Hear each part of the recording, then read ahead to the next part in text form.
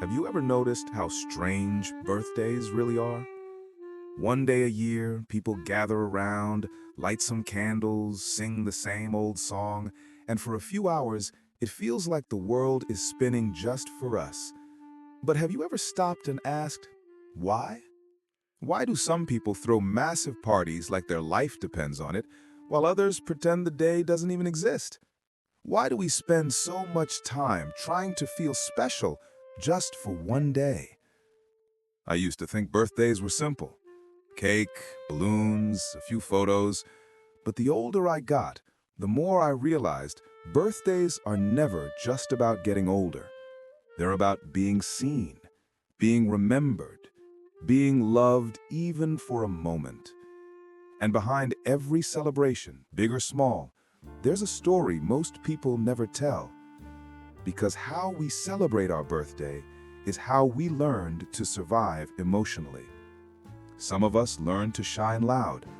Some learned to stay quiet. Some stretch the feeling for a whole month. And some just find peace in solitude. So maybe the real question isn't how old are you now? Maybe it's what part of you are you trying to keep alive by celebrating? Because birthdays, they're not just parties.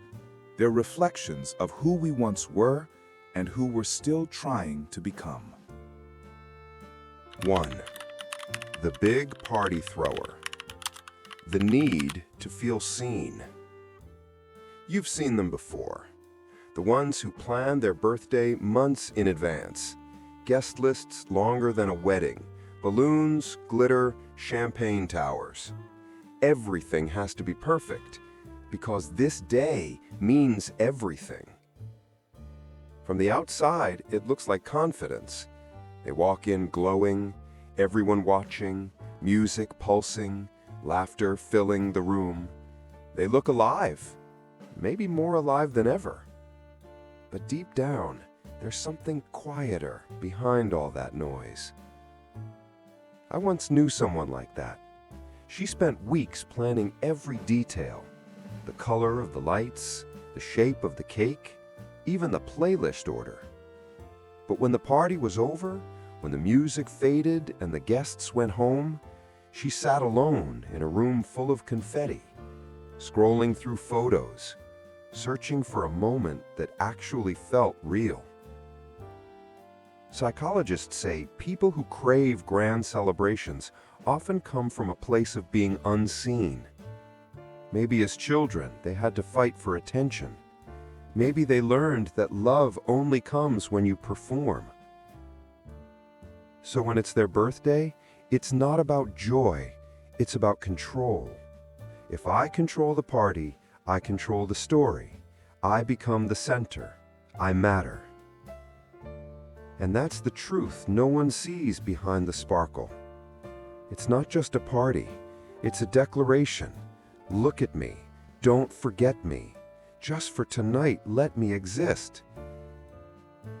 When the night ends and the lights go off, the silence feels louder than the music ever did. Because deep down, all they ever wanted wasn't applause. It was to finally feel seen without having to put on a show. 2. The Quiet Celebrator.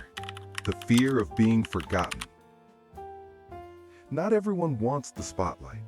Some people let their birthday slip by quietly. No parties, no photos, no candles. If someone remembers, they smile softly and say, "Oh, you didn't have to."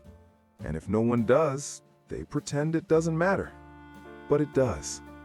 These are the quiet celebrators, the ones who never ask for much, but secretly hope someone notices anyway. They're not looking for attention, they're looking for connection. A simple message, a call, a reminder that they still matter to someone. I once asked a friend why she never celebrates her birthday. She said, "It's easier not to expect anything. That way I don't get disappointed." And that hit me, because that's what most quiet celebrators have learned, to protect their hearts by lowering their hopes. Psychologists call it avoidant attachment. When you grow up learning that expressing your needs gets you ignored or rejected, you start to believe love must be earned quietly. So on their birthday, they don't throw parties or post pictures.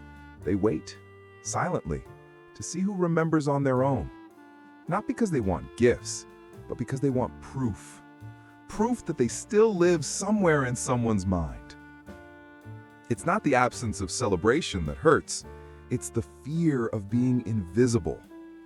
And that's why when someone remembers them, even in a small way, a text, a call, a hug, it means everything. Because for the quiet celebrator, birthdays aren't about getting older. They're about being seen by the few who still care enough to look. 3. The birthday month person. The craving for validation. Then there's the other extreme. The ones who turn their birthday into a season. You know them. It's my birthday month, plastered across every post, every story, every conversation. Every dinner becomes a pre-birthday. Every night out, a birthday celebration. For 30 days straight, the world becomes their stage. At first, it looks fun, even admirable. Confidence, self-love, high energy. But if you look a little closer, you'll see something else hiding underneath all that sparkle. Because when someone needs 30 days to feel special, it's usually because they don't feel special inside. I once dated someone like this. She was magnetic, charming, radiant, always celebrating something. But when the month ended, when the likes stopped rolling in, her mood would crash. She'd start to question if people still cared. The silence after the celebration felt unbearable. Psychologists call this narcissistic supply, the constant need for admiration to fill an inner void. It doesn't mean these people are bad or broken. It means somewhere along the way, they learned that being loved meant performing love. They were praised for being beautiful, successful, entertaining, but rarely for simply being themselves. So they build birthdays into a performance. Every outfit, every photo, every caption whispers the same plea. See me, admire me, don't forget me. But no amount of attention can quiet the loneliness that follows. Because once the month is over, they're left facing the silence and the question that haunts them most. Who am I when no one's watching? That's the truth about the birthday month person. It's not about the celebration. It's about trying to fill the emptiness that applause can't reach. 4. The Self-Celebrator. Healing and self-parenting. And then there's a different kind of person. They don't throw big parties, and they don't hide from the day either. They take the day off, book a quiet trip, buy themselves a gift. Maybe they go for a walk by the ocean or turn off their phone and just breathe. No noise, no show, just presence. People might call them selfish, but that's not what's happening at all. What they're really doing is something few people ever learn. They're reparenting themselves. You see, many self-celebrators have spent years waiting for others to remember, to care, to make them feel special. And at some point, they realized that waiting only kept them stuck. So instead of craving love from the outside, they began to give it to themselves, piece by piece, year after year. I met a man once who did this every birthday. No guests, no dinner, no social media, just him, a small cake, and a letter he'd write to himself. He told me, I used to hate my birthdays because no one showed up. Now, I show up for me.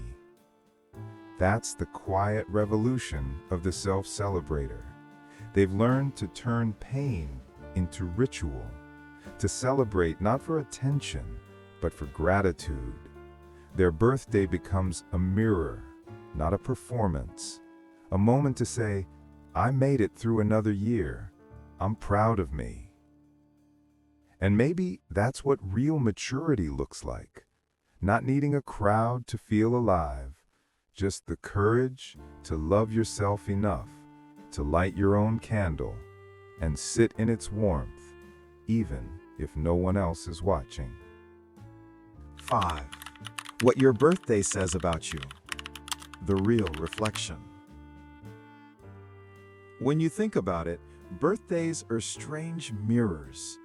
They don't just mark time, they reveal who we've been trying to be. Some of us throw big parties because we want to be seen. Some keep it quiet because we fear being forgotten. Some stretch it out for a month because attention feels like oxygen. And some celebrate alone because they finally learned how to breathe on their own. None of these ways are right or wrong.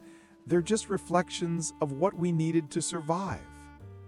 For some, celebration is about control. For others, it's about connection.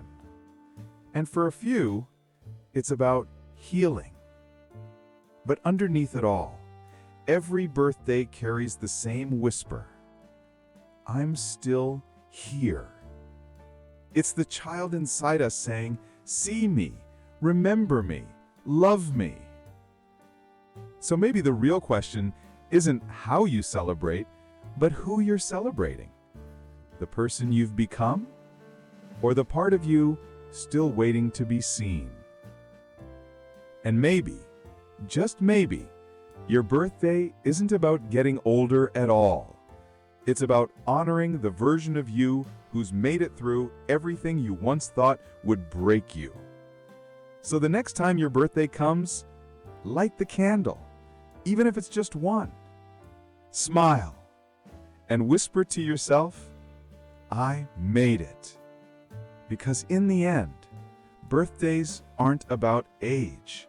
They're about survival, growth, and the quiet reminder that you're still becoming someone worth celebrating.